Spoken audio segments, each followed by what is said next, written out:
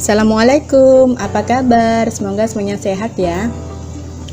Alhamdulillah, untuk kesempatan ini saya akan memberikan materi pendidikan kewarganegaraan untuk kelas 10 dari modul 1 dengan tema Trias Politika ala Indonesia. Dengan yang akan kita bahas pertama, siapakah pemegang kekuasaan di negara kita Indonesia?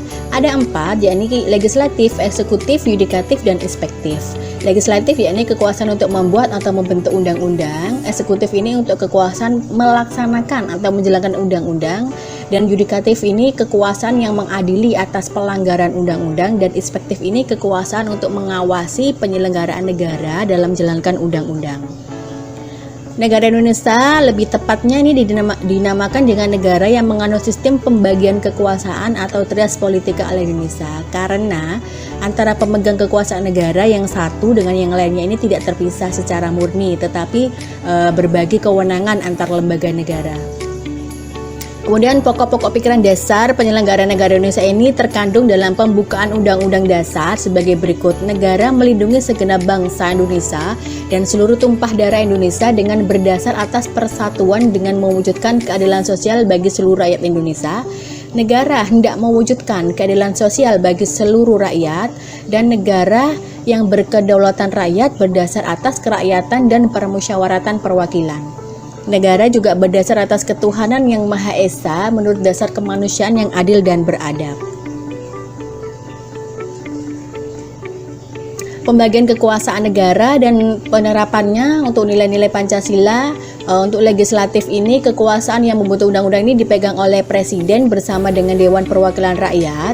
Undang-undang yang dibentuk ini harus menjunjung tinggi nilai-nilai ketuhanan, tidak boleh merendahkan martabat manusia, berlaku untuk semua komponen bangsa, dan dirumuskan secara musyawarah mufakat untuk mendorong tercapainya keadilan sosial bagi seluruh rakyat Indonesia. Dan untuk eksekutif ini didelegasikan kepada Presiden. Jadi dalam sila pertama, pemerintah ini harus mengusahakan terbinanya kerukunan hidup di antara sesama umat pemeluk agama dan kepercayaan terhadap Tuhan Yang Maha Esa, sehingga tercipta kemanusiaan yang adil dan beradab. Untuk sila ketiga, pemerintah ini memberikan pengakuan terhadap kebinekaan suku dan kebudayaan bangsa yang berbeda, dan pemerintah juga mengusahakan permusyawaratan dengan mempertimbangkan pendapat dari masyarakat, yang akhirnya kekuasaan ini yang dijalankan oleh pemerintah ini untuk menciptakan kemakmuran rakyat. Dan untuk kekuasaan yudikatif ini adalah kekuasaan untuk mengadili para pelanggar undang-undang. Untuk peradilan di Indonesia ini berada di bawah kekuasaan Mahkamah Agung dan Mahkamah Konstitusi. Perkara yang diputuskan ini seadil-adilnya atas nama Tuhan Yang Maha Esa. Peradilan tidak memihak, harus didasarkan atas fakta dan bukti dalam persidangan. Kemudian putusan peradilan ini selalu menjunjung tinggi nilai-nilai kemanusiaan, bebas dari kepentingan kelompok, dan juga meninggikan keadilan sosial. Untuk kekuasaan inspektif merupakan kekuasaan untuk mengawasi penyelenggaraan negara dalam menjalankan undang-undang. Salah satu lembaganya untuk yang didelegasikan ini kepada Badan Pemeriksa Keuangan. Jadi hasil pemeriksaan BPK ini diserahkan kepada DPRD atau DPD atau DPR Pusat. Dan kemudian akhirnya mengandung makna bahwa dalam memeriksa keuangan negara, BPK ini harus memperhatikan nilai-nilai yang terkandung di dalam sila-sila Pancasila. Untuk nilai-nilai Pancasila sendiri, sila pertama yakni Indonesia ini mempercayai agama dan kepercayaannya sesuai dengan peraturan perundang-undangan yang berlaku.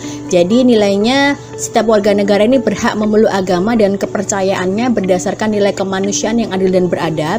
Bangsa Indonesia ini menyatakan kepercayaan terhadap Tuhan Yang Maha Esa dan membina kerukunan hidup di antara sesama umat pemeluk agama dan kepercayaan. Dan kebebasan memeluk agama merupakan hak asasi dan tidak boleh dipaksakan kepada setiap manusia. Dan nilai sila pertama ini menjiwai untuk sila kedua, ketiga, keempat, dan kelima. Untuk sila kedua, kesesuaian dengan hakikat manusia yang memperlakukan orang lain sebagai manusia, makhluk ciptaan Tuhan Yang Maha Esa. Nilainya antara lain pengakuan terhadap martabat manusia secara adil dan bermartabat. Kemudian pengertian manusia yang beradab ini adalah manusia memiliki cipta, caya, rasa, karsa, juga keyakinan, sehingga manusia ini berbeda dengan hewan. Dan nilai sila kedua ini dijiwai sila pertama dan menjiwai kedua, ketiga, keempat, dan kelima. Untuk sila ketiga sendiri yaitu sikap yang mengembangkan persatuan dan kesatuan bangsa melalui ikatan Bhinneka Tunggal Ika. Nilainya dengan persatuan Indonesia adalah persatuan bangsa yang mendiami wilayah Indonesia. Dan bangsa Indonesia adalah bangsa persatuan suku-suku bangsa yang mendiami wilayah yang ada di Indonesia. Dan pengakuan terhadap keberagaman suku bangsa dan kebudayaan bangsa yang berbeda, sehingga nilai sila ketiga ini menjiwai sila pertama dan kedua serta menjiwai sila keempat dan kelima. Kemudian untuk sila keempat berarti rakyat mempunyai kedudukan yang tertinggi dalam penyelenggaraan sistem ketatanegaraan yang ada di Indonesia. Nilainya yakni kedaulatan negara di tangan rakyat. Dalam musyawarah diutamakan kepentingan bersama di atas kepentingan pribadi atau golongan dengan akal sehat dan sesuai dengan hati nurani, dan memberikan kepercayaan kepada wakil-wakil rakyat untuk melaksanakan permusyawaratan.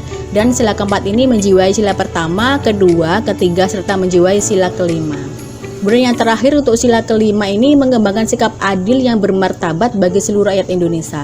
Nilainya dengan mengembangkan sikap adil terhadap sesama, mengembangkan perbuatan yang luhur, mencerminkan sikap dan suasana kekeluargaan dan kegotong royongan, cinta akan kemajuan dan pembangunan. Dan sila kelima ini menjiwai sila pertama, kedua, ketiga, dan keempat. Demikian untuk materi unit 1 modul 1 yang bisa saya sampaikan untuk kelas 10. Semoga menjadi ilmu yang bermanfaat bagi kita semuanya. Tetap prinsip saya dan kita semuanya, mari menjadi warga negara yang berbudi dan menghargai keberagaman yang ada di Indonesia. Terima kasih. Assalamualaikum warahmatullahi wabarakatuh.